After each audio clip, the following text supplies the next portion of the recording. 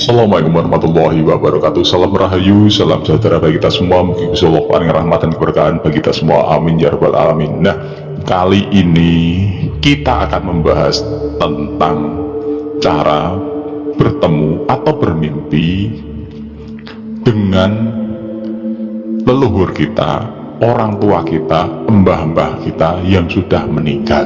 Nah, tentunya ini melalui tataran dan bagi yang tidak memiliki kepekaan spiritualnya. Nah, bagaimana caranya? Kita bahas.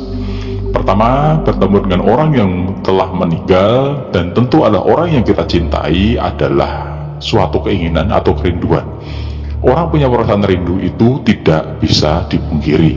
Tentu saja pada orang yang sudah melahirkan kita, pada orang yang sudah memelihara kita dari kecil sampai lahir, sampai meninggal, sampai beliau sudah dipanggil oleh Gusti Allah.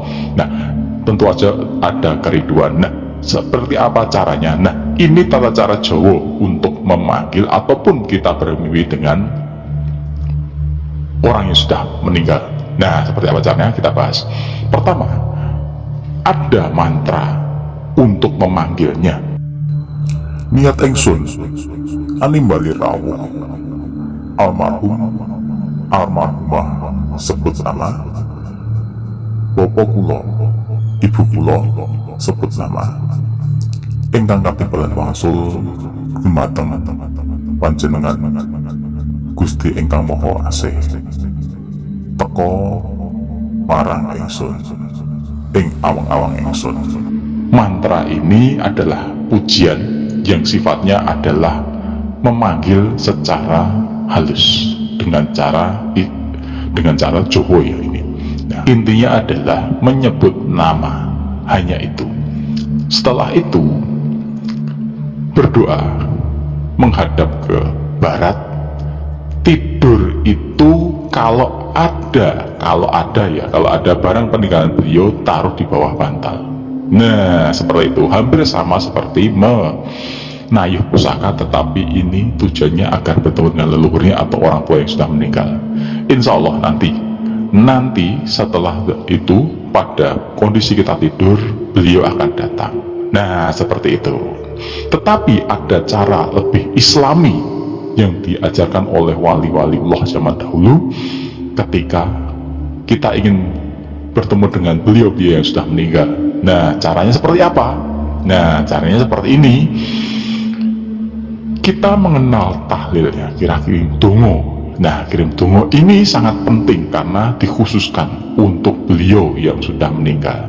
Caranya adalah kita kalau bisa sholat sunnah 2 rakaat, boleh setelah isya ataupun lebih bagus ketika sepertiga malam akhir ataupun tengah malam dengan kondisi sholat tahajud ya yaumul lail 2 rakaat minimal 2 rakaat. Setelah itu khususon kagem arwahipun almarhum atau almarhumah. Nah, ini sebut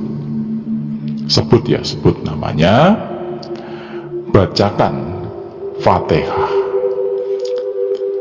tahlil, lalu hauqolah dan beberapa surat Al-Quran yang dikhususkan kepada beliau, lalu sebutkan hajat. Insya Allah keinginan dan niat Anda di dalam hati, nanti setelah itu Anda akan bertemu dengan sosok yang mengikuti leluhur jenengan atau orang yang jenengan panggil. Nah, itu. Nah, perkaranya di sini adalah apakah benar yang dipanggil itu, yang ketemu kita itu, yang ada dalam mimpi kita itu adalah sosok yang kita panggil? Bukankah itu ada jin yang membo-membo ataupun yang menyatru ataupun yang menyaru ataupun yang menyamar, ataupun itu korin, apakah itu khodam pendampingnya ataupun justru dari ilmu-ilmu beliau yang datang? Wallahu alam. Ini nanti bisa dipisah-pisahkan oleh orang-orang yang mengetahui tingkat spiritualnya lebih tinggi. Kalau orang awam ataupun orang dengan tingkat spiritual biasa, kita anggap saja orang biasa, kita ketemu seperti itu. kita ditemui oleh hamba-hamba kita, setelah kita datang, kalaupun ada interaksi ya nggak ada masalah, selama itu kita tidak meminta-minta. Kita tuh hanya mendoakan, kita tidak meminta-minta, hanya sebagai tondo tresno atau wujud kerinduan kita, tidak ada masalah. Kecuali beliau yang datang itu mengajarkan murtato ya, tumindak Allah, lah itu tidak benar, yang bertujuan untuk menyimpangkan kita, jangan didengarkan, karena banyak suatu hal yang menyesatkan kita. Seperti ini pun bagi sebagian orang itu sudah menyesatkan, karena roh itu tidak bisa dipanggil. Ya, roh tidak bisa dipanggil, karena roh itu ada hak prerogatif Gusti Allah, tidak bisa dipanggil. Tetapi di situ ada kelengkapan lain yang ada dalam tubuh manusia, ketika setelah manusia meninggal masih ada, dan masih ada ingatannya.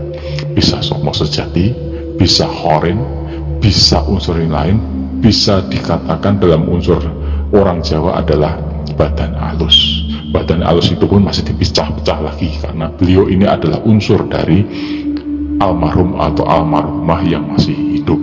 Selama kita tidak disesatkan dalam pemikiran yang nyata, wallahu alam, tidak ada masalah.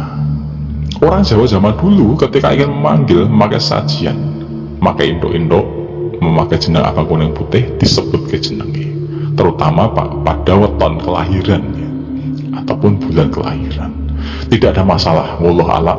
Tetapi yang lebih afdol ketika kita sekarang adalah membacakan Al-Fatihah. Doakan Allahumma firlahu warhamhu wa'afi wa'afu anhu, atau bacakan Allahumma firlaha warhamha wa'afi wa'afu anha, dikhususkan kepada almarhum atau almarhumah beliau yang sudah meninggal, dengan tujuan agar beliau mendapatkan ketenangan, mendapatkan cahaya oleh Allah.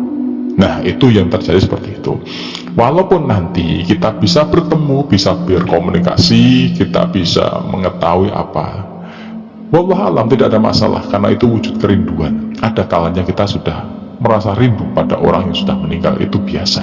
Nah, beda lagi ketika kita bertemu, kita bisa berkomunikasi, dan nanti ada permintaan-permintaan dari beliau-beliau ini untuk beli ke opong ini yang kita tidak ketahui. Nah, itulah yang menyesatkan. Kita perlu tabayun, kita perlu datang pada orang yang sudah mengetahui lebih tinggi benar atau tidak. Walaupun tidak, nanti takutnya adalah menyesatkan. Nah, caranya seperti itu. Ada dua metode tadi yang dikhususkan. Intinya adalah kita sebut nama, kita doakan khususon kagem arwahipun. Nah, seperti itu. Orang Jawa juga sama, menghususkan kepada beliau yang sudah meninggal dengan cara seperti itu. Sebut jabang bayine, sama, khususon kagem arwahipun, sama saja dilafalkan dengan bahasa Jawa.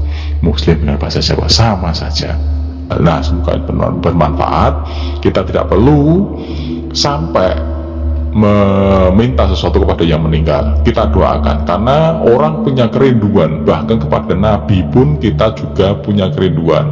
Ada orang yang pengen bertemu dengan wali atau Nabi, bisa. Nah, nanti kan kita bahas ya pada kesempatan yang lain. Semoga bermanfaat. Wassalamualaikum warahmatullahi wabarakatuh.